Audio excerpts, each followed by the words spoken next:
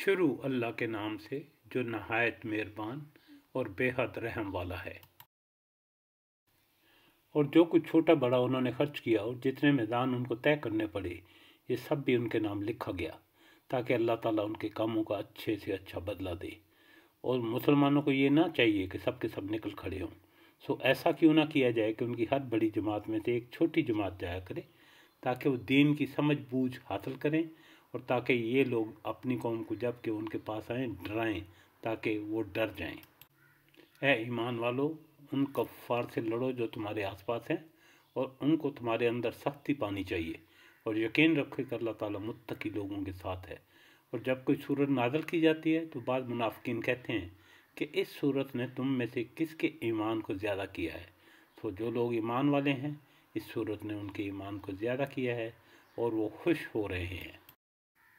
और जिनके दिलों में रोग है, इस सूरत ने उनमें इनकी गंदगी के साथ और गंदगी बढ़ा दी और वो हालत कुफ्र में मर गए। और क्या उनको दिखाई नहीं देता कि ये लोग हर साल एक बार या दो बार किसी न किसी आफत में फंसते रहते हैं, फिर भी ना तौबा करते हैं और नसीहत कबूल करते हैं।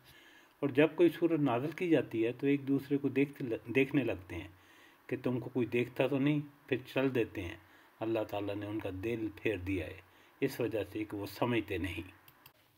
तुम्हारे पास एक ऐसे पैगंबर तशरीफ़ लाए हैं जो तुम्हारी जिन से हैं, जिनको तुम्हारी मुज़रत की बात नहायत गुरां गुजरती है, जो तुम्हारी मुनफत के बड़े ख्वाहिशमंद रहते हैं, ईमान वालों के साथ बड़े ही शफीक और मेहरबान हैं।